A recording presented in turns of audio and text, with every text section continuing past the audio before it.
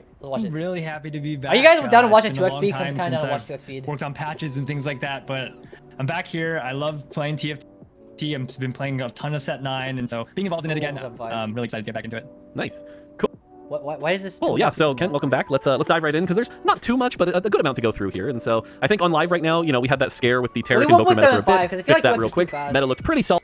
But then over time, we sort of seen a devolving into a bit of a fast 9 who can find the Ahri meta. Does that sound about right? Yeah. So last patch we did some things to make 5 costs a little bit easier to play. But also, let me know if the volume is too low or too high, and and then I'll Ahri is just extremely powerful now, and so just race to Ahri. We need to start pulling back from that. All right. So basically, we buffed Ahri. That's the end of the patch. See you next time. No, I'm just kidding. Yeah. No. This patch we have a few bigger projects that we're focused on that everyone will see in a sec, as well as some 4-cost 3-star tuning. We're trying to do some of these big beats right now, in addition to the small bounce tuning that you'll see throughout most of the slides. Cool. All right, let's jump into it and go over the changes. First off, on the portal side, as you know, every patch we've been trying to improve some of the least popular portals. We have 2 improvements this time. The first is Lavender Sea, which is the one that provided the sort of socialite hexes. Not that many people were enjoying, so now it's been replaced with the Hall of 9, which is at the start of each stage, so stage 2, 3, 4, 5. Everyone gets the same loot from a highly varied pool, and so, you know, void portals are all about chaos, and so maybe you play Hall of 9 and everyone gets a spatula, and then an Orn Anvil, and then a Tome of Traits, and then another spatula. That could be one game, but the very next game, it could be everyone gets a boot, and then a Reforger, and then another boot, and then another boot. You know, it can happen. So definitely if you like chaos, Hall of 9 is for you. Any thoughts there? Wait, you're telling me that it's possible to get just 4 fawns? 14% Orn Anvil, 14% Spat? Aren't there gonna be infinite fawns in here? 17% for fawns, right? Or no, I can't do math. Wait, but I mean, this looks fun though. I'm down to try this out. This actually this sounds playable now. Yeah, and just want to call it the 2-star unit can get really exciting towards the end of the game. You know, you can get a 5. That's Omer's Magnum. Everyone gets one, and so you have highly varied chaotic games. Should be a lot of fun. Cool. Shifting Sands has also been reworked, especially at the most competitive level. Shifting Sands basically turned into build Zephyr, build Shroud, be really annoying, kind of not fun. So the new version is everyone gets the Pandora's Bench effect, where your 3 bench slots every turn will transform into another champion at the same cost. So everyone gets that by default. And before anyone asks, the Pandora's Bench augment itself is disabled. You can't do any weird stacking or anything like that. But yeah, so Shifting Sands is the other big one that got reworked. So 2 more. I'm pretty sure Shifting Sands is just 1 cost, 2 cost, 3 cost reroll, right? Probably Petrified Forest, we renamed it. That's it. Otherwise, it's still the same new effect where you start with 3 anvils. Lowered the average number of items given at Raptors and distributed them to Krugs and Wolves. Basically, this is just trying to make it so that Raptors, especially in the end game, aren't just dumping 5 or 6 items on you. So backloading that a bit so that you can adapt with those a little earlier. Nothing too crazy. Bro, this shit feels so bad. Lower the average number of items given at Raptors and distribute them to Krugs and Wolves. This is so good. Dude, you know those games where you're playing TFT and then you just don't get any of your offensive components until fucking 5-1? Holy shit, thank you. This actually feels so much better. But this also means that lobby tempos are going to be higher. So just keep that in mind. Strongest unit now counts components and full items equally when determining who has the most. And then simply, strongest unit now counts components and full items equally. This is a bit of an oversight on our side because, especially with Thieves Gloves, you could end up with cases where, it wasn't quite working the way you wanted. So now it's literally just number of item slots filled. Whether it's gold opener and die at 4-6, yeah. Stage 2-1 should feel a lot better. If you slam that Sunfire Cape, put a sword on your backliner, you can still make that backliner your jewel notice. I mean, tempo's going to be a lot higher now, though. And overall, with the item distribution thing, the Krugs and Wolves, on average, you'll get a little more items earlier rather than it actually does nerf the silence direction a little bit quicker. Should overall just the system should feel better and also less chaotic after Raptors. Yep. Cool. On to traits. Bastion, pretty simple here. Small buff to 2 and 4 should allow things like Poppy Maokai to be a little bit better of a start. Maybe you want to play around Cassidon a little bit. So just opening up some more of the 2 and 4 Bastion line. 6 and 8 still really good if you can hit them. But again, 5 armor and MR here. Nothing crazy. It's nice though. You're trying to incentivize some, not only the opener for Bastion being a little better, but late game incentivizing you to kind of play around Bastion, maybe activate it and have that 50 armor and MR for the beginning of the fight. Or maybe you want to push and go for Bastion. That could be a solid front line. All 4 just trying to incentivize those small, lower trait breakpoints a little bit. Nice. All right, Noxus. This is an interesting change that can be a little confusing, but Noxus was the kind of trait where if at 2-1 you managed to hit a Darius, maybe already had an item on him, you could snowball, get all those stacks, and that extra power allowed you to keep that snowball going, which made it really good. But if you tried to pivot into Noxus on 3-2, because you were so far behind, it was never going to happen, and you would fall off. And so we're trying to close that gap a bit, make it easier to play with less of a ceiling. And so you can see here that basically the base stats have gone up, but the increase per conquer stack has gone down. It basically amounts to about a 10% buff at 0 stacks, but about a 10% nerf at max stacks. And so again, the goal here, Oh, I love this. So Noxus is weaker than it is now, but it's stronger in the early, which is nice. So this means that it's a little easier to pivot into Noxus. So you don't have to play Noxus 2-1 no matter what, you know? It's actually pretty nice. Less cap, a little easier to play. Yeah, not much to add other than you shouldn't feel bad about getting into Noxus a little bit later because your stacks matter just that little bit less, but you still feel really good about getting max stacks because it still has a lot of power. We only brought in the ceiling and floor a little bit, as Mark mentioned. Yep. Rogue 4, like I said, we're going to keep slowly probably bumping this up a little bit, trying to get people to actually consider Rogue 4 as a build, especially in the early game. If you hit Rogue 4 early, maybe have an emblem, that damage should be something to fear, and so pretty big buff here all the way. Wait. Isn't 4 Rogue already kind of sleeper? I might be wrong here, but I'm pretty sure the stats on 4 Rogue are actually like kind of decent.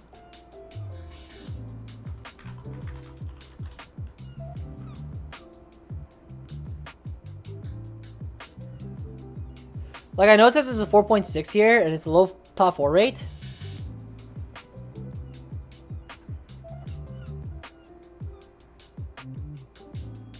But if you manage to hit the Echo 3, it's like kind of viable. I mean, I guess it could use a little more love though. That's fair.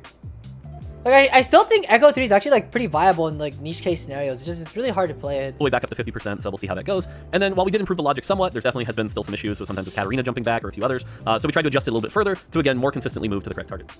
Yeah, Rogue ran into this weird bug where, you know, like they couldn't find a hex around the enemy, Rogue they would default back to a logic. hex that Okay. didn't really look like they were jumping, and so we're just trying to find as many cases of this not working as possible and trying to fix them as we Thing let at the them. bottom. But they should, with last patch and this patch, they should jump a lot more consistently now. Zaun, quality of life changes here. Zaun, we tried something where it was like thematic and they had to put the mod on them and they were stuck with them, but we hear you, and it's also can be a little difficult to play, and it feels really bad if you get like virulent Bioware and you want to use it on your Jinx, but you know it's better on Zeri later, and so you're in this awkward position. So now you can basically, if you bench the unit, the mod will pop off, allowing you to move it around and make sure you can take full advantage of Zaun. The other quality of life change here is that sometimes you could play, like, let's say you got a Jinx and a Zeri early and you're like 2 Zaun, but then you look at the mod and it was just like something you could never use if something defensive, so it was like, well, I guess that option's off the table. So now the way it works is the first Zaun mod will always be something that's either offensive or hybrid, and you can see those listed out here, and then the second one will always be hybrid or defensive, and then you can't get hybrid, so it'll either be like offensive hybrid, offensive defense, you know, you get the idea. But basically this is to make both 2 Zaun and 4 Zaun something you can more likely play around. Wait, what? First Zaun mod will always be offensive or hybrid, so you can get robotic, virulent, adaptive, or shimmer. Second will be a hybrid or defensive, unstable, chemtech, hextech, exoskeleton.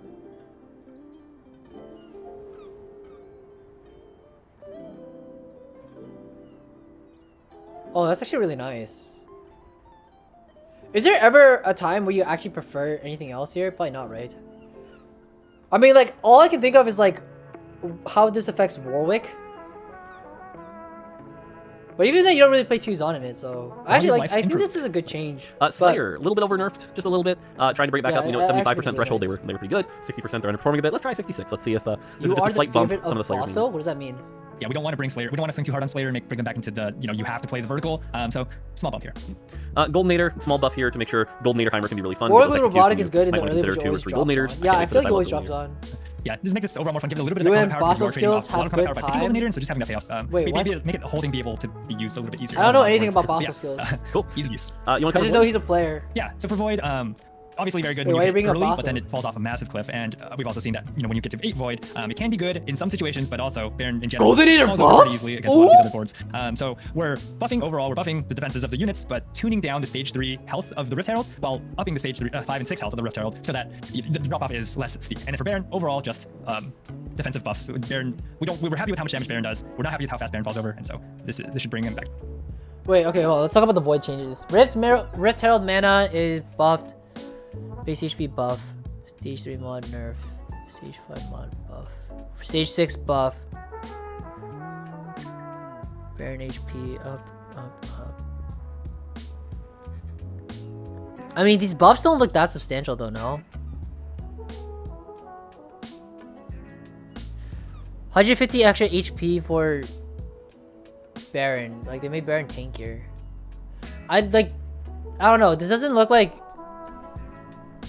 I still think if you get Void Crest, I still think it's Void Reroll, no?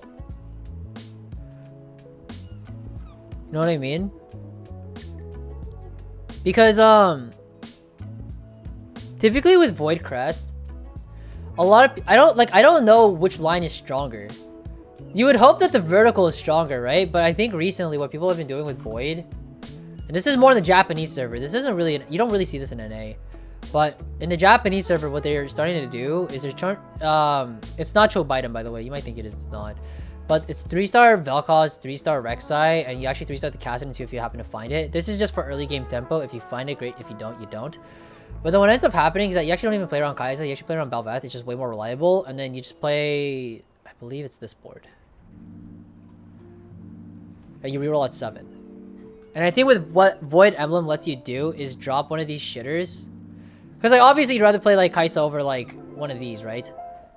But you gotta drop one of these, and then you can just tech into, like, a Heimer or whatever and just flex something. Heimer, Ahri. Like, yeah.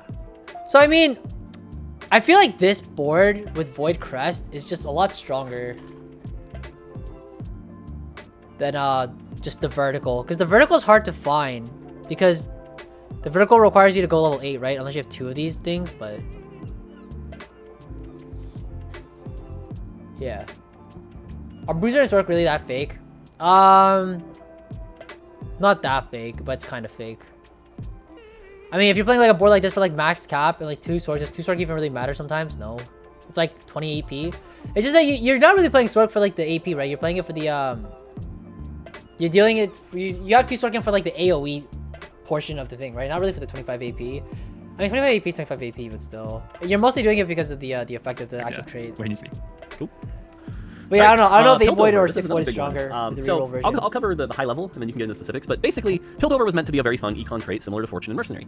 You know, if you can get like a 10 loss streak and cash out, you get one of those crazy high moments that's really exciting, and people look at in a highlight reel. It's fun times. The problem is, with the power being split between the loot and the T-Hex, you were often in this situation where you felt like you had to make a trade-off, and players aren't good at evaluating trade-offs a lot of the times. And even if they are good at it, oftentimes it was just incorrect to sell the T-Hex, right? There's so much power in the T-Hex, and you'd already kind of built this comp around it, that why would you sell this 5,000 health thing just to get a bunch of loot that you have to randomly distribute and stuff like that?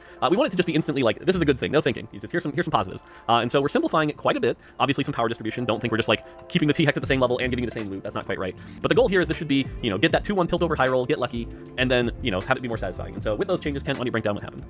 Yeah, so wow. we're going to give you both the power of the T-Hex and the loot, but we're significantly tuning down the power of the T-Hex. A lot of the excitement of the trade is when you cash out, you have that hectic turn of like, oh my god, what do I do? How do I make use of all these new resources, right? And when it was a T-Hex, it was just, okay, well, I'm stable now because my thing has 5,000 health and it'll blow up half the board, so you don't have to think, and there's no scramble. That's kind of coming back, so the T-Hex will still get stronger, just it won't stabilize you the same way it does now. It's like significantly weaker, but you should still have a decision of like, do I want to stay in Piltover? At the higher loss streaks, maybe you do. The lower loss streaks, yeah, you probably want to pivot out, and then you also have this flow of resources, and you're like, yeah, okay, now I need to do something with this, and what am I supposed to do? So you get that like exciting turn back, and you know, it should be made for a little bit more risk here, but the reward is really good and really exciting. Okay, so depending on the loot table though, isn't this just Mercenary from set 6?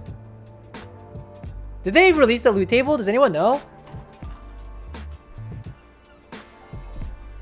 Is the volume low for? Oh, I can turn it up. I can turn it up. Kent's actually really quiet in the video itself. But... So the TX can no longer be sold. You just oh, they'll show it. You get a bunch of loot that turn that you win. And then also one other big change is the TX no longer starts with 1 charge, which means when you win streak, you're no longer just powering up your TX passively over time. Instead, when you win with 0 charge, you just get 1 gold. So you'll get that. I want to see what the loot table is before I talk about this. So hypothetically, win streak Piltover 1 gold extra return. Hypothetically. yeah. I mean, it's not like this is the optimal strategy or anything like that. No, it's just so that you have a little bit of something when you happen to keep winning. Loot tables have been adjusted, so a bunch of them have changed. We will show you that on the next slide. And then Piltover 6, we buffed up the loot value. All right, let's look into this. So I guess the problem is that it's kind of hard to really judge how strong the T-Hex is going to be because they're nerfing it a lot, right? And it's not like we had stats on the T-Hex originally. I mean, I guess we kind of did, but not really. 50 energy. Usually 10 loss is where most people are cashing out, right? So we're looking at stuff like Radiant items, Tactician's Crown, Orn Anvil, Completed Anvil, Radiant TG. What is TAC? Is that Tactician's Crown? Champ duplicated Radiant item, Reforger, gold. I mean, this looks like Piltover is really good though. I think it goes on to say about 60 power equals want to keep. But what do you mean by want to keep?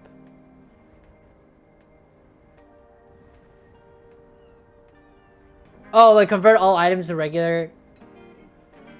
12 loss. Wait, is 12 loss even that hard to achieve? Isn't this just so you lose until 4-2? If you get a 2-1 opener? I mean, I guess it's kind of hard. You do have to spike your board to win. 3 like, can you imagine you 12 loss into just 3 radiant items and 45 gold? This sounds fucking terrible.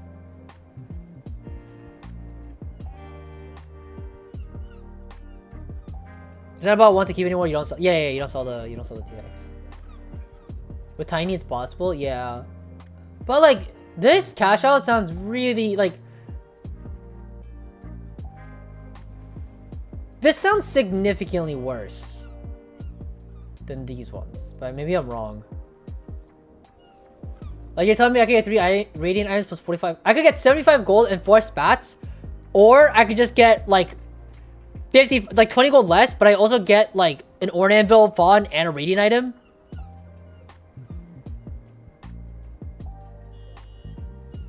Like, I don't know. I think overall though, it looks like the Piltover strategy is just you 10 loss though. You 10 loss into just, you send it on 4-1. But I can see 12 loss like being like a legitimate like you actually want to try to hit 12 loss. 2x Orange, Tactician's around 80.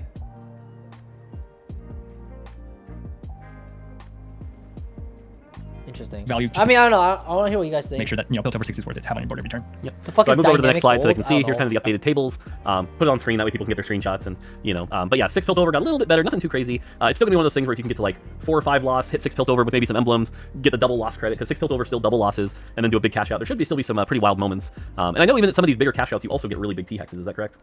Yeah, so starting around 7 losses is when we think you should be like considering maybe I'll pivot out, maybe I'll stay in. The DX doesn't do that much for you, but 20 energy unlocks the spell, and that's where 7 loss comes in. At 10, you're starting to think, okay, I maybe should try to keep in Piltover, and then at anything higher than that, you're like, I'm gonna try to keep Piltover in because the CX, it's not gonna be like it will not have 5,000 health. It'll have closer to 2,000 health, but it'll still do a good amount of damage, and it's a useful unit to have on your board for a 3-piece trade. So that's kind of what we're thinking for whether or not you should pivot or stay in the trade. Yep. Oh, cool. Right. I like that. Okay, no, so Piltover is literally just fucking, it's just Mercs again from Set 6. So if you don't remember Mercs, it was basically you completely pivot out of mercenaries. You wouldn't keep mercenaries on your board anymore. But now they're basically saying like, okay, like if you can hit 10, you can hit 12. You want to stay inside Piltover. Okay, so that's kind of what we're thinking for whether or not you should pivot or stay in the trade. Yep. Cool. All right. I like that. Moving on to champions. A lot of quality of life in the 1 cost side of things. Because that means we're gonna have some pretty insane clips coming out this next patch with like a lot of like Piltover like pivots. Oh, that's actually pretty exciting. I'm actually gonna probably be able to like get Piltover 1 trick if I can. Cassiopeia reduce the cast time, so blue buff Cassiopeia with maybe some attack speed with Shurima can actually cast quicker and get back to attacking and casting pretty quick. And then also tried to fix some of the fizzle issues where if the spell target dies as the spell's about to fire, she'll pick a different enemy instead. So hopefully she should fizzle less often, right? Yeah, so we're happy with Cassiopeia's numbers, but when we want Cassiopeia to be like we want a unit to be a carry, they need to be reliable. And when Cassiopeia is fizzling or takes too long to cast, the spell can be unreliable and you don't really want to invest all your resources into her. This should help her be more reliable as a carry. Maybe you want to play 3-star Cassiopeia reroll. Yeah, cool. All right, Kale, a 20% buff in her AD. That's a 20% buff in damage. She's now the most broken champion in the game. We're out of our mind. No, we specifically are buffing the AD a decent chunk, but trying to actually buff her a little bit in the pre-level 6 stage, so that she isn't quite as much dead weight level 1 to 5. There may still be more adjustments we need. I mean, Kale reroll is not in the meta. We're keeping an eye on this, but for now, just want to give her that slight nudge. As well as it's going to be a little harder to hit level 9 based on some other changes. But yeah, we're kind of trying to help Demacia slay her a little bit and just make her not as much dead weight. Yeah, we have some ideas for other areas to explore if she needs more, but mainly trying to really tackle that stage 2. Even if you're not playing Kale reroll, maybe she'll do a little bit more for you and you'll want to put her on your board. Nice. All right, Kent's back on live. First thing he does, nerfs Malzahar, makes me suffer. This is just how our relationship works. He hates me. So Kent, why don't you explain this Malzahar nerf because that's just how you hurt me. All right, Mort says this is a nerf. This is actually quite a buff. Okay, I spent a lot of time on this to bug fix this, but Malzahar is supposed to be smart and pick the best line to draw to hit as many units as possible. On live, there are cases where he does not do that, and it's been really frustrating for players. He'll see 3 in a line, he's like, nope, I'm gonna hit one of them. That is no longer gonna happen. We'll always pick the best angle. But from what we've seen on this patch, Malzahar's been really strong, and we've seen players get smart about like centering the Malzahar on the board and hitting 3 frontliners at once and just doing a ton of damage, especially with Deathfire Grasp. So we're bringing down the ceiling because we're bringing up the floor. Basically, Malzahar will really try to hit 2 units almost all the time, and so Malzahar can no longer hit 3 units, can only hit 2. The gate is smaller now, and his damage came down. It's a small nudge down. But he'll be smarter. You can rely on him more. He won't mess up. If you play 3-star Malzahar, you see 2 backliners, he will hit those 2 backliners if he's on them. So nice. Yeah. Poppy, much like Kale, really nice. Poppy, no one's arguing that Poppy 4 is great. Poppy 4 is still good even despite all the nerfs. Maybe not S tier, but still great. The problem is Poppy 1, 2, and 3.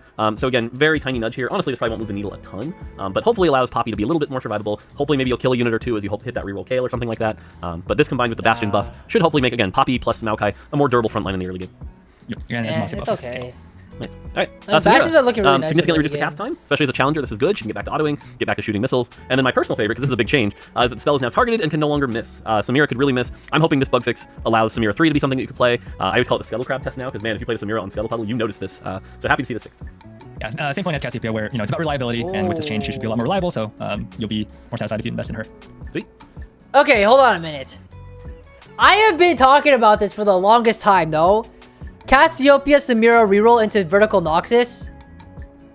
I think if you get golden ticket 2-1, you can actually play into this line now. It's actually like good.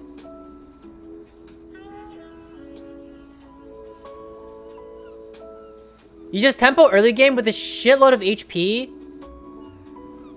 And then you just need to go to like fucking like level 7. It's like really not that hard. You're basically playing level 6 and then you eventually just 3-star these at level 7, right?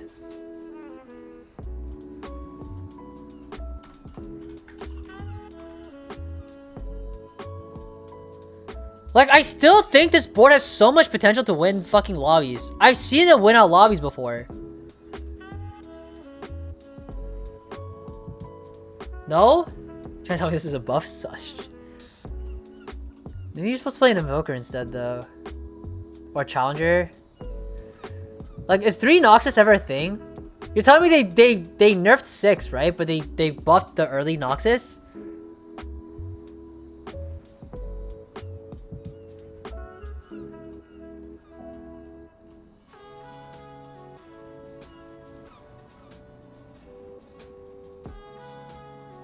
Like, is this possible? I mean, this is asking for a lot, but I mean, you just tempo into challengers. Or you tempo? What would you tempo into from the spot, Invoker? I don't know. I'm pretty sure this actually has like a lot of potential. I just don't know what the board would look like. I've never. The way I saw it was vertical Noxus, but I'm sure there's other ways to play it too. But what if three Noxus is actually the wave? Now that 6 Noxus got nerfed a little bit. Teemo, Talia, Nasus.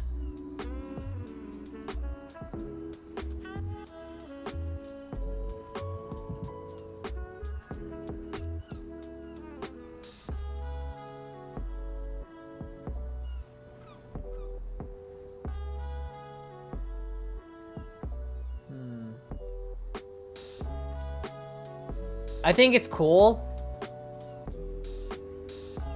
Are you telling me you're gonna play a Teemo 1 and a Talia 1 on your board?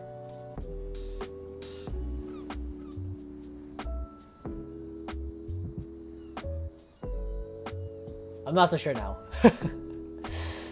I mean, I think I agree with the Nasus here. I mean, do they buff Azir?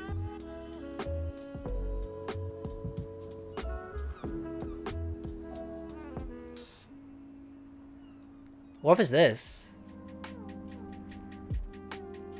I mean, you still don't have Invoker in our board though. Like you just play 80 items for this opener. I guess the Cassiopeia 3 doesn't really matter then though.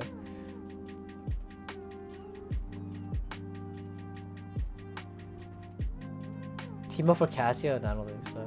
It's just level H just Invoker. Like, I feel like this board has so much fucking potential. I just don't exactly know what it's supposed to look like just yet. Like, you just slowly pivot into an Azir Lux board, right? But instead you're just playing this for your, like, early game tempo.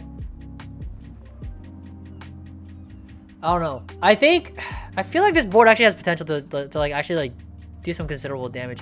I mean, I'm assuming they're buffing Azir this patch. It'd be really weird if they didn't. But if they do, this board might be useful. Like, can you imagine Shiv on Samira? Early game slam for tempo, but then also it just becomes a Shiv for Azir later. I think you just 3 item the Azir with shit like, I don't know, fucking like, I don't know, Gunblade. Like, you're telling me this looks bad? Because this looks kind of good to me. You know what I mean? I actually think next patch, like, this is actually viable. This actually makes a lot of sense to me. And you just cap out legendaries, level 8. It's just Heimerdinger, right? Like, this looks, I don't know. This looks really viable to me. I mean, level 8's the cap, right? You're never going higher than 8 because you're rolling on 5. Cassio 3, Samira 3, you go for Swing 3.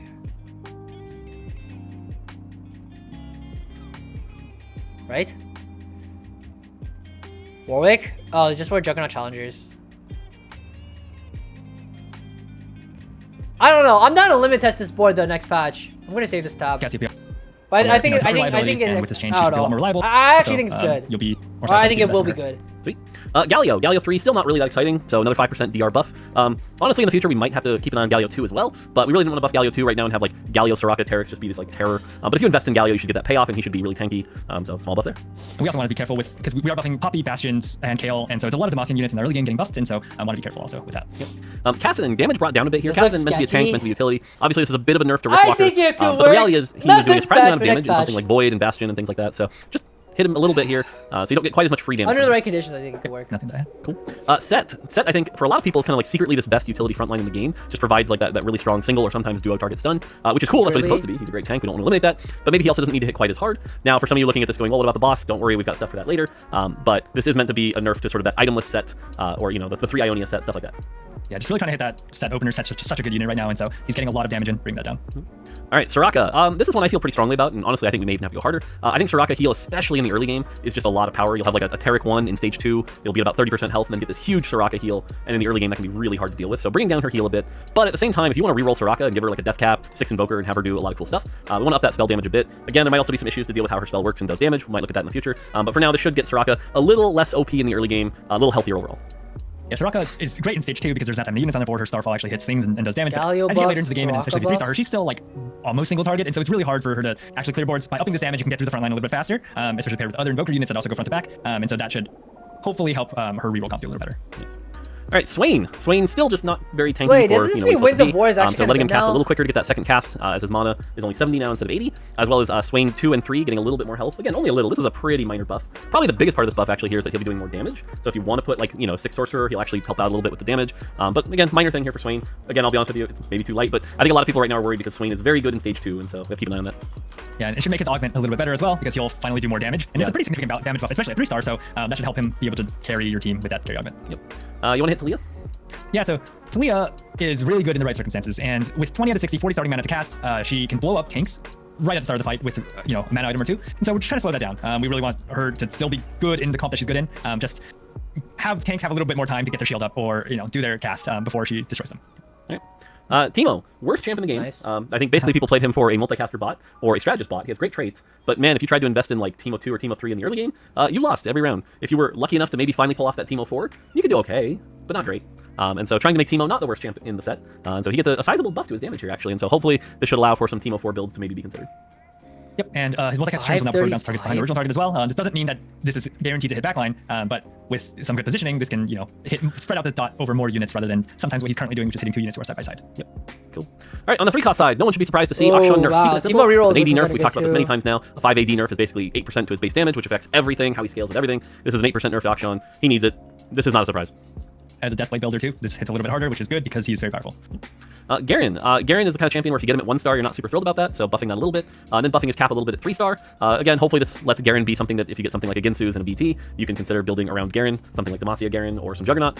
So hopefully he'll be something you consider. Yeah, there's a couple builds that are floating around that are experimenting with Garen. I think in the right circumstances, a Garen 2 in the mid game can do pretty well, but, you know, falls off, does not cap you out as hard. And then also we're trying to help that, like, the early game Garen. So now, you know, we have a pretty good Demacian opener. You hit a Garen out of a box, you should be excited rather than just, I'm going to sell a Garen for 3 gold. So hopefully to bring Read that up a little bit. Demacia opener. Yeah, so another It reliability won't thing. work. Okay, I feel like Demacia is just flawed in the way that like there's just no good early Demacia units. Kayle, Poppy, Galio, Garen.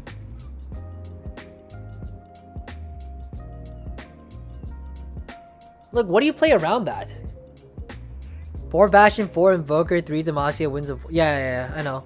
It was a build during the PvE. Jace was hard to commit to because I you think would sometimes just miss, and you have 3 AD items that blast does 0 damage, you feel really bad. So You Jace put any of those cast units on your started, board, and you're if like, yeah, the that's what I'm target dies saying, while right? casting spell, Like, because it takes a little bit longer. He needs isn't to bring out Demacia his just a fire, flawed, he'll find a new enemy flawed and vertical? retarget so that guarantees the Was hit. it? So Yeah. basically 100% hit rate with his spell. The idea, sorry, just so that you know, Winds of War Galio was it was reroll Galio with 3-star Galio, 3-star Soraka, and then you play 4 Invokers, and then you would just like win out, and it was like way too strong during the PvE, so they just completely gutted Invokers and Soraka, and then it wasn't until like super recently that they rebuffed everything, and then they went 2 overboard, and now they're going, and then they had to nerf it in the B patch, and now they're like slowly trying to bring it back up. So, but Winds of War Galio has been like tech for like a really long time. Nice. It just And then hasn't been that Rek'Sai. great. Rek'Sai is another champion that I think struggles in the early and mid game. Rek'Sai 1 and Rek'Sai 2 really struggle to get their kills. So buffing the AD ratio a little bit there. Also, I don't And then think more it's four importantly, I think these are the buffs that are actually going to matter. Rek'Sai will now always heal if she dives, even if it wasn't the final blow. So she's going to be able to heal more often. And she'll take damage amp and critical strike into account when deciding if to dive. So this should help Rek'Sai more consistently be able to get that true damage, heal off of it, and be something that isn't just kind of a bot in the 2-star level. Yeah, really hoping that this helps stabilize Rek'Sai in the 2-star. At 2-star, she'll be more reliably healing, staying back up, maybe win you a couple more fights to keep you healthy to hit Rek'Sai 3, because Rek'Sai 3 can win in the right circumstances, just it's really hard to get there. Yep. All right, Azir, just a nudge. Keep you healthy to hit Rek'Sai 3, because Rek'Sai 3 can So win. I know they buffed Rek'Sai damage a little bit, but like for Rek'Sai, I'm pretty sure her biggest problem right now is the fact that she fucking T-poses after like she casts and it doesn't kill the unit. Like I know she's getting the heal now, which is great, but she has this weird animation where she just like stands up on like her hind legs and just stands there. Like I'm pretty sure if they bug fix that shit, I'm pretty sure Rek'Sai will actually be significantly better. It just loses too much time. T-pose, yeah, like if they can actually just fix the T-posing, I'm pretty sure Rek'Sai actually becomes like significantly more viable, because you're losing like a second every time she T-poses. If she T-poses like 3 or 4 times, you lost like 4 seconds of DPS, which is kind of a lot. Win in the right circumstances, just it's really hard to get there. Yep. All right, Azir, just a nudge. I'm not even going to go into it deeply. Just, as far as forecast goes, he needs a small nudge here. This is, the tiniest of nudges. Oh, nice. Okay, dude, I think All right, Samira Gwen, cast this actually, might like, be is a the thing. biggest buff of the patch. We'll have to see. I'm a little nervous about this one, but we'll see. But I think last patch, we put improved AI, and a lot of players were like, did it improve it or did it make it worse? There were some cases that definitely felt a little worse as she would stay at like far range, only hit a tank, maybe even sometimes miss. Now she will prioritize hitting multiple targets when possible. This improves her consistency a lot, and she will get a lot more 2-target hits, maybe even 3-target hits. So this should be a pretty sizable buff to Gwen. Yeah, just talk about the changes last patch real quick. Was basically she would sometimes skip past the front line, then retarget to the back line, which is not something we wanted to do. We wanted to change her to stick on her target because randomly changing to the back line doesn't feel good and doesn't feel correct. So we made that change, and she didn't actually feel better. So this should really help her feel a lot better. Along with the theme of consistency, but this helps her become a lot more consistent. Makes you a lot more happy when you invest. Wait, if Gwen wraps to the back, isn't it wraps? Like no pun intended. But also like, if she manages to wraps, it's actually just GG. But then can she also just be stuck on the front line forever? This feels so coin flippy. I don't know, maybe it's just me. It was absolutely worse. More don't even cap, not even close. All right, Kaisa at 110 I felt was indifferent. OP and kind of I mean, I dominated never the challenger played meta. Gwen, At 140, so still doing okay, I I don't think. Maybe we'll just see. rogue So your Gwen. again, a little nervous here, but lowering that mana by 15. Dude, honestly, so, 2 more auto attacks. We'll see. But that sounds like some small tech. nudge to Kaisa here. Yeah, Dude, wait, hold on. 4 rogue buff, rogue Gwen.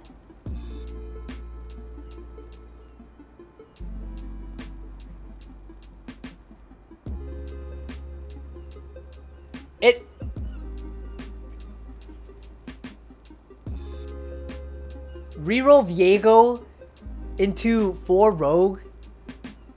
You get Slayer from Zed, Shadow Isles from Viego, Hodge JG Rogue Spat. Yeah, Hodge JG Rogue Spat. Yeah, agreed.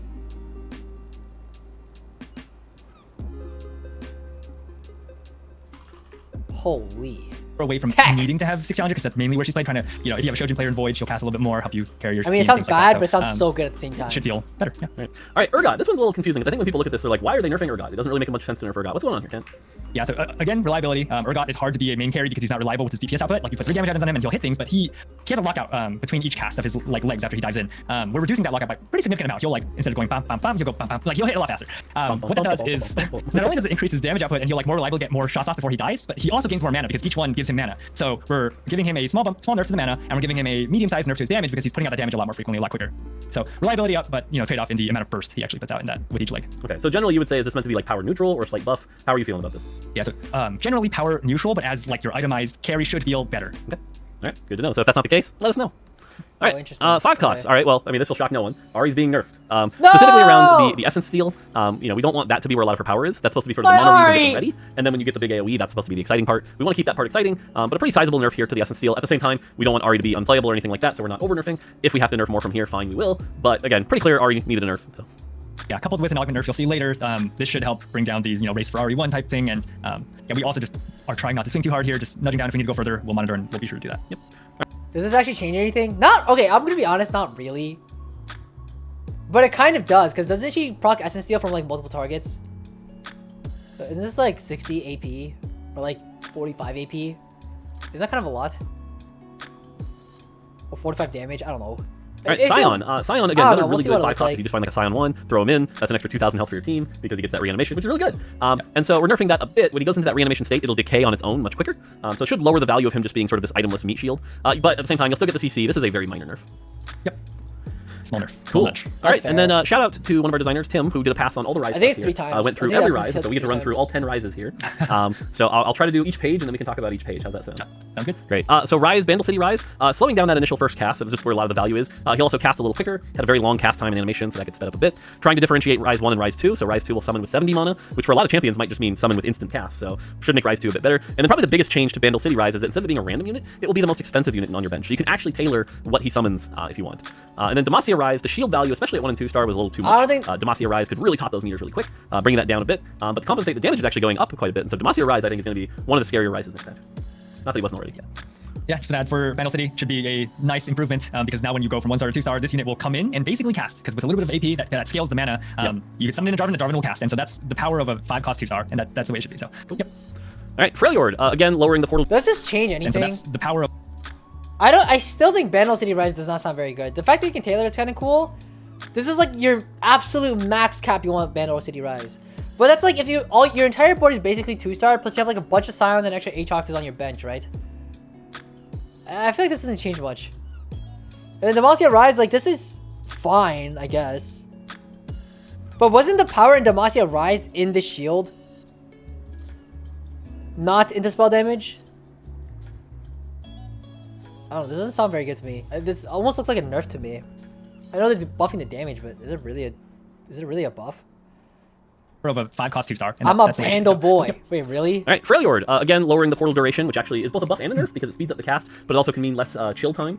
So something to keep in mind there. And then making sure 3-star Freljord is actually good. Damage goes up, and now it hits the whole board. I think somebody saw the TFT clip of it hitting like nothing. Damage. So that's what I'm saying! You're telling me they're buffing the damage and call that a buff? It's a nerf! Cast, which could be really annoying. They lowered the shield! 6 Invoker in, so now that's fixed. It does get a little less attack speed, so it goes from 60 to 40, but now will also deal damage to the unit while stunned. And so if you want to run like a Death Cap Ionia Ryze, it's no longer a trap. You can actually kind of play him as a carry. He'll get that utility and do some damage. Noxus Ryze, nothing crazy here. Noxus Ryze is actually one of the really fun ones right now. Just lowering that cast time like everyone else. And then Piltover, same thing. Cast time down to 2. A little bit of spell damage buff and a little more AoE sharing of that Piltover effect. Yep, nothing to add on this one. You covered it all. 425 spell damage. I still think Piltover Ryze is kind of slept on. I still think this unit actually does like a shitload of damage. Like you can actually itemize like a Ryze 1 in Piltover, and it's actually kind of good. It actually does like a lot. Like if you're stuck on like not being able to find that like your 2-star 4-cost Lux or whatever, or like you're playing like around like obviously itemize an Ahri over a Ryze, but if you can't find the Ahri just yet, I think Piltover Ryze actually like it can actually item hold kind of well. It actually does a lot of damage. I thought it was only a shield and it still felt broken. Noxus Ryze might see play with Nox Cryo fix. JK, it blows the portal. Cool. Shadow Isle is probably one of the more frustrating ones. I think many of us have had games where it felt like Nox Cryo. By the way, Nox Cryo is fucking bugged right now, is it not? Like, aren't they banning Nox Cryo from the tourney today? Because apparently it turns out that like you can get like double the items in Nox Cryo for whatever reason. It's like super bugged out right now. Like our Shadow Isles Ryze did nothing. It's really bad. Lowered the cast time, raised the HP at 2 and 3 star, but the most important change here fix that too in the video. is that now it's the strongest ally. Because what would happen is you cast on your strongest ally, they'd never die, and then you'd never get the effect. But more importantly, it was because what would happen is Ryze would die, which would wear off the buff, and then you wouldn't get the effect, which was silly. So now marked units will revive even if Ryze has died. It's much closer to the old Zillion ult, where basically if they have the effect, they kind of have a built-in GA. This is a I'll big probably just raid buff. some. This I'll is a probably very raid big Joe buff. So do not sleep on Shadow Isles Ryze. That's a big one. Shuriken Ryze, nothing crazy. This is one of the good ones. Cast time gets fixed, damage up a little bit. Other than that, he'll still be generating chests that are fun to grab. Targon Ryze, this one was the one I was the most frustrated by. The 6-second cast time was bonkers. If you tried to play 6 Invoker, I had a game like that. I hated it. Cast time goes down to 4, so that should be a little better. And he'll do more damage. And since it's HP based, remember that percent HP scales with AP. So if you get like a Death Cap and an Archangel on this, you could get this up to like 60-70%. Does some AoE, pretty fun. And then Zaun, this is probably one of the changes that may be kind of like the least fun, but still worth talking about. The problem with Zaun Ryze was if you had 0 gold, this champ was terrible, just absolutely terrible. So we're trying to buff that, right? So if you have a 0 gold Ryze or maybe a 20 gold Ryze, you can still play the champion. But man, if you had 100 gold Ryze, see you at the finish line, you know, and it would just scale to ridiculous amounts. And so we are lowering that ceiling quite a bit. You can see that because he has a higher base, the damage goes down, so each portal that you're gaining is less valuable, and it takes more gold to get each portal. And so again, this is meant to be a nerf to like the 100+ gold Zaun, but a buff to the like 0 to 50 gold Zauns. Yeah, really. What? Why? This Ryze already sucks dick. This doesn't do anything. No? This, how is this real? Isn't this even more useless? You would only ever play Zaun Ryze if you're ever in a position to do so because you had enough money to do so. And then you're telling me they're fucking nerfing it. When, if you want to play Zaun Ryze efficiently, for it to clear the board, you need like a 6 Invoker, 2-star Ryze with like 150 gold minimum. And now they're raising the cap. Like, if you're in that spot, you're winning anyways. This doesn't do any... This is bad. I don't think this... Oh, this is so bad. This Ryze unit continues to still be one of the most useless units in the game. It's like actually one of the worst legendaries. Shima is okay, I guess. Shadow Isles is okay, I guess. I don't really know how this will affect anything, but...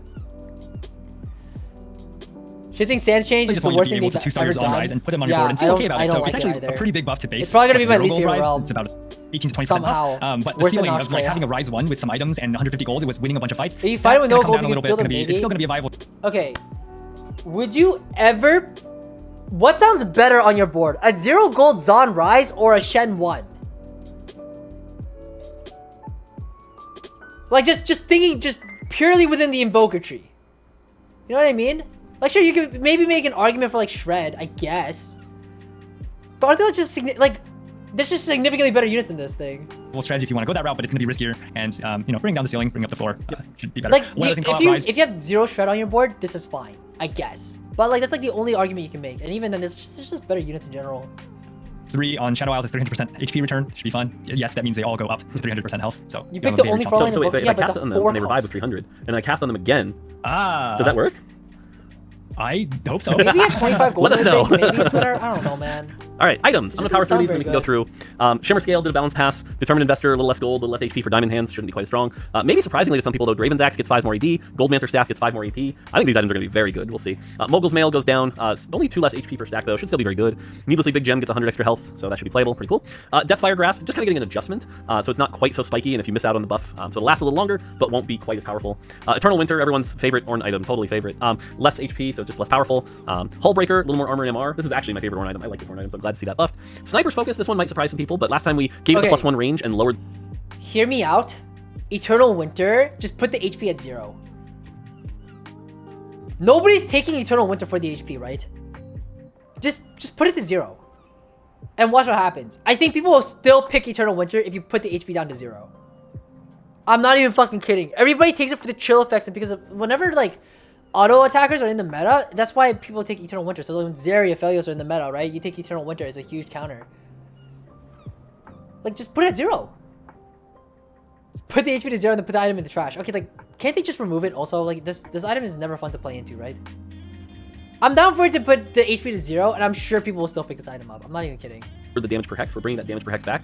I'm a little scared on this one. We'll see. Locket gets a bit of a buff, and then finally Morellonomicon has definitely struggled to find its place, and so we're trying to open it up to more users. And so any damage from any ability, not just magic and true, will proc it. So you could run it on something like an Ashe or Senna, and that would be okay, and it would apply the burn. Yeah, trying to make Morello easier to use, wider. You get a Morello later, you're not like, how do I find something to put? You have a lot more options now.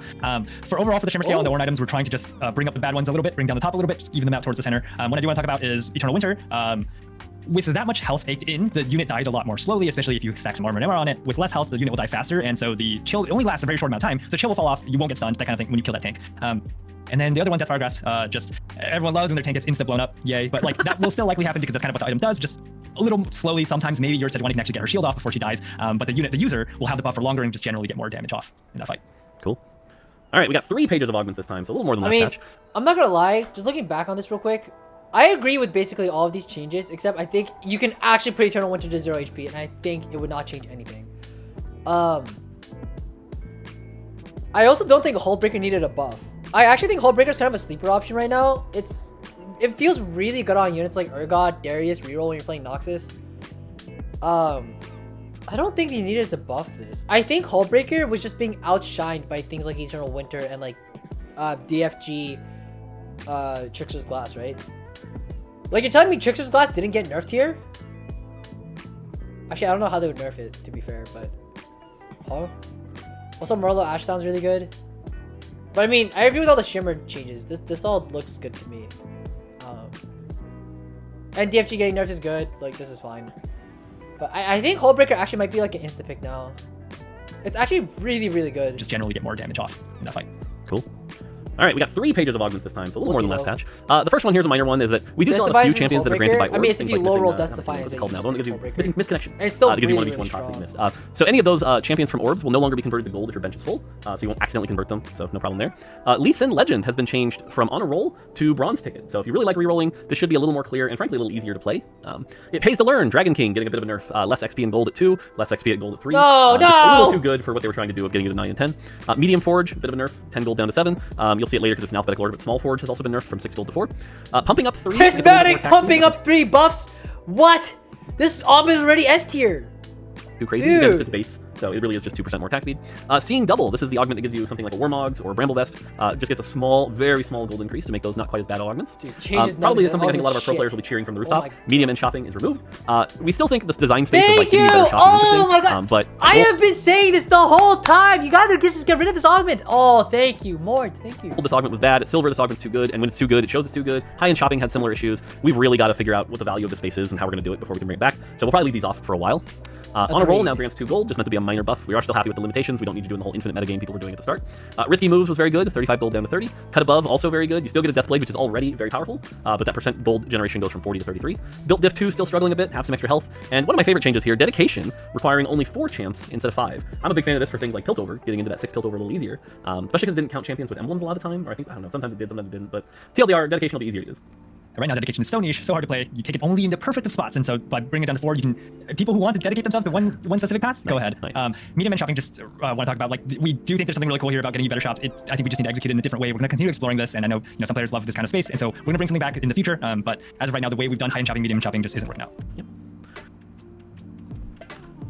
Going back over these. They're nerfing my boy. No, I mean they didn't just level up, so I mean I guess it's okay, but like. 4 gold nerf, 8 gold nerf. Oh man. Also, pumping up actually getting buffed is so insane here. They needed to buff the 2 and the 1, and they buffed the prismatic. Dedication buff is nice. I mean, it's alright. I don't really see how it even matters. Don't you usually take dedication if you have like what Ken said, like the perfect of spots, right? So like if you have like a like if you have dedication, but then you have like this is just me just picking up a little more often. Like you wouldn't ever take it up unless you already had 4 or 3 or 4, like close to it. Otherwise you're just playing down an augment for like eternity. I don't know. My favorite strat is just taking dedication to force void and going 8th. Oh, I see. Oh, but yeah, this pumping up 3 buff is kind of weird, in my opinion. I think they needed to buff 1 and 2. Also, built different, game buffed gold, great. Everyone's still, like, probably not picking this up, though, I think.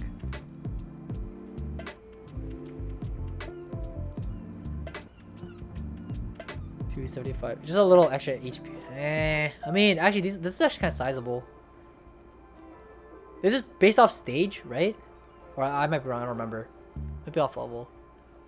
But I mean, I don't know if Build Different 2 is playable though, to be honest. It might be though, I don't know. I mean, I don't know if that's really the problem. I feel like you just can't garner enough value out of your Build Different right now, so I don't know if I agree with this. Maybe it needs a little more, but I don't think Build Different 2 is like takeable just yet.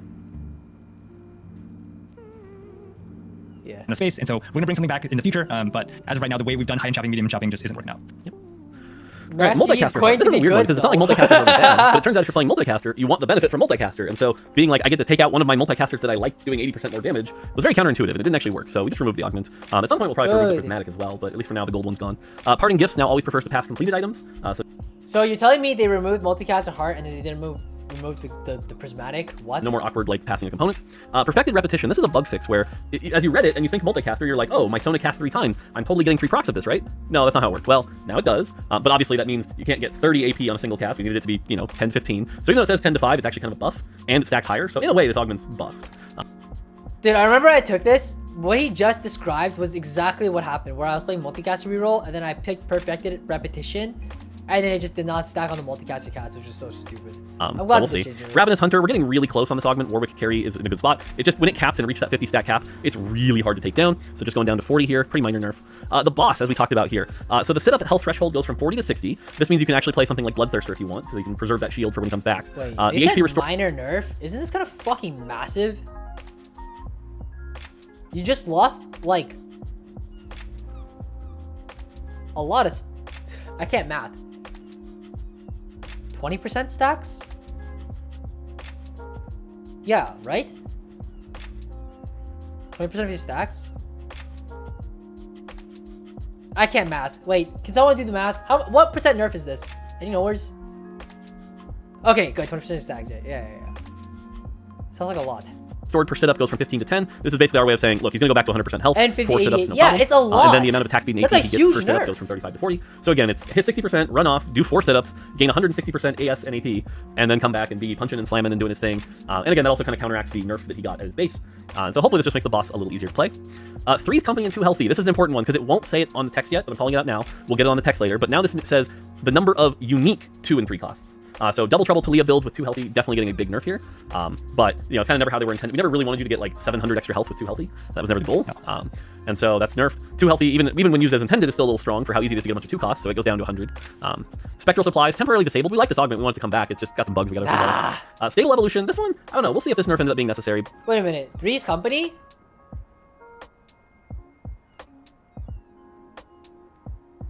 Wait, am I... Is this supposed to be 3's crowd, or is this 3's company? Wait. Does anyone know? Should be 3's a crowd? Okay, yeah. That's what I thought. 3's company only give you, like, uniques would be pretty bad. Okay, but it definitely looks good in the data, and so we're bringing it down. It's But I think part of supposed to that be is, like, I'm still convinced the issue is this that's like augment the gives you 3 high roll, units right? right away. So we'll see. If it's still really good, maybe we'll have to shift some of that. And then finally for Hyper Roll, Frequent Flyer and Return on Investment. A little too good in Hyper Roll, so getting some nerfs there. Yep, nothing to add Who here. cares about hyper roll? And then the last page, Special for Prismatics. supplies Not a lot actually in the disabled. Prismatic space. We've got Prismatics in a pretty good spot. The 2 obviously to call out first are Noxus Crown and Shadow Isles Crown. These 2 performing very well. It turns out getting a Darius on 2-1 with Infinity Edge is really good. Shadow Isles Crown also very good. So both of these are getting the treatment where their full item goes down to a component. Should be a pretty sizable nerf. Demacia Crown, Juggernaut Crown, Piltover Crown, Shurima Crown, and Slayer Crown getting their items adjusted a little bit. That'll hopefully be something those desire a little bit more. I don't know if you can necessarily call it a buff, which is why they're not green. It's debatably different based on how you want. And then finally, Blinding Speed, Impenetrable Bulwark, Overwhelming Force, and Unleashed Arcana. These are the ones that give you 2 full items. So like Unleashed Arcana is Death Cap and Jeweled Gauntlet. Now also give you a Magnetic Remover. And so this should allow you to at least be like, hey, I can put these right where I want them, which should make these augments just a little bit better.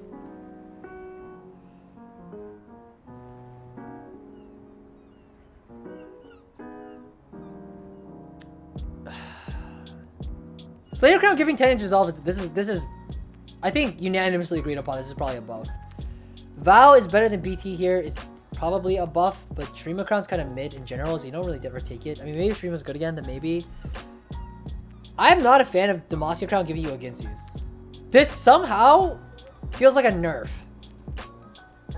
Because isn't Ginsu's only good on Kale? So like, wouldn't you never take Demacia Crown unless you're playing vertical Demacia Kale? And isn't that dog shit? I mean, I guess you could play a Fawn. And you don't have to play like the extra Demacia unit. But isn't this only good with Kale? How is this a prismatic? Oh, Garen.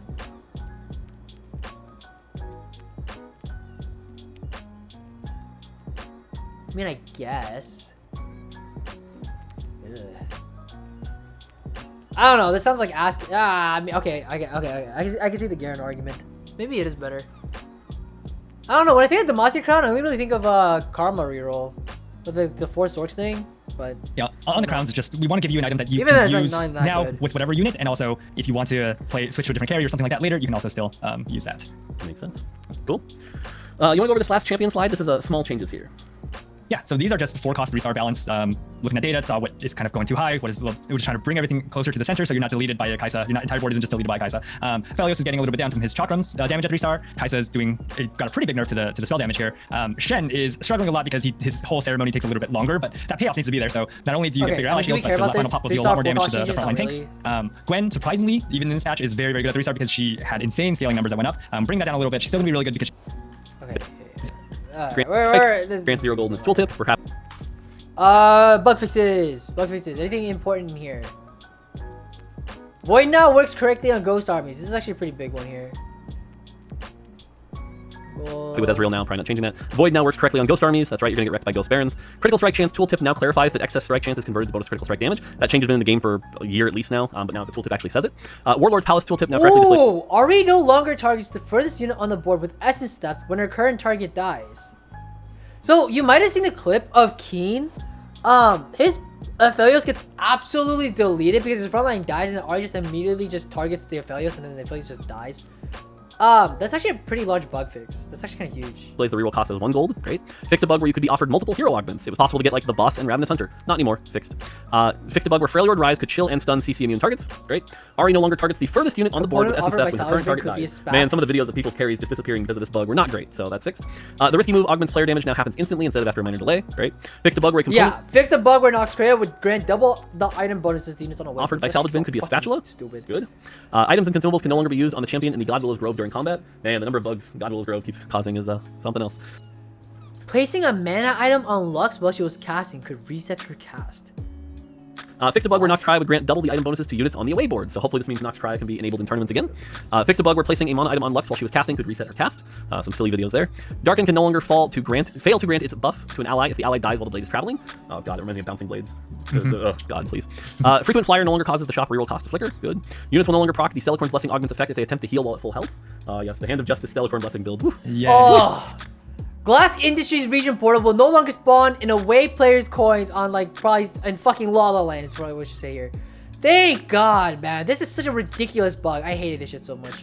The Thresh's Sanctum region portal will now grant its loot orbs to the correct location, whether the player is home or away. Oh, this is an annoying one, where if like you were on their board, your orb would pop in their spot. Yep. You don't know if it's yours or theirs because you didn't see where it flew out from. Yep. Glad to see that one. Glass Industries region portal will no longer spawn on away players' coins on their home board. Cool. The What the Forge augment no longer. Oh, it spawns on your home board. Oh, I didn't know that. Grants its Orn items to a player's home board if they're fighting on another player's away board. This one was funny. It would fly across the whole convergence. Good shit. All right. I mean, okay, overall, I mean, this patch is probably going to be a pretty good patch overall. Like, there really isn't, like, anything that's changing like that significantly, right? I still think Orange probably going to be pretty strong in terms of Legends. He's probably just going to be the most consistent. I still don't think Portal's, like, that great. I know all the Orange items got nerfed, but in terms of, like, generic augments getting buffed, there weren't any that was, like, significantly that great. So I still think Portal is probably not the way to go. If you're a Lee Sin, no, what is it? Master Yi Enjoyer, this pumping up thing might like give you a boner, but like it's really not that. I mean, this is kind of a boner. Like this is actually kind of insane. But besides that, like nothing like that different. The only notable comps were like Winds of War Galio reroll. I think this actually might be a thing. Nah, man, it's cake time. I mean, honestly, Caitlyn's pretty good right now, right? I still think the Samira cast reroll line, I think this is actually viable this patch. If I hit Golden Ticket 2-1, I'm hard forcing this because I want to see this in action. Teemo reroll is probably going to be really strong. I think, who was it? Wajan Iverson talked about it on Twitter. Like, I think I agree with him. I think Teemo reroll is going to be pretty strong. And then for Rogue, the Rogue Gwen shit. I don't know if this is going to be a thing. But it sounds kind of good. Low key. I don't know what the board would look like. It's probably reroll Viego plus like some other crap. But it kind of sounds good. I've seen reroll Viego also do kind of well this patch a little bit. So like it's possible. But Ezreal is the wage for Rust. Early Noxus opener sounds really strong though. Yeah. It actually sounds even more stronger. Boss sounds good as well. I mean, they still haven't touched Demon Flare, have they? Like, I feel like the Swain's hero augment has been unplayable this entire patch, no? But I mean, overall, I mean, this looks like a good patch to me. I mean, these Ryze changes are really weird. Are getting nerfed? Dragon King's low-key nerfed. But Aphelios is still strong. I think Zeri is probably even stronger now, actually, because now you're kind of guaranteed that offensive at 2 Zaun. Azir's like not 100% back, but he's kind of back. Kaisa's like kind of playable. Wait, they nerfed her? Goes, he needs a small nudge here. This is, you know, the tiniest of nudges. Yep. Sweet. All right, Gwen, this might be the biggest. Prioritize hitting multiple targets. Challenger meta at 140. Move her away from needing to have. Defense never got. What's going on here, Ken? And you know, if you have a Shojin player involved. This here, but lowering that mana by 15. So, you know. Oh, it's mana. It's a spell damage. That's why. Okay. Text for Kaisa's wrong. Okay.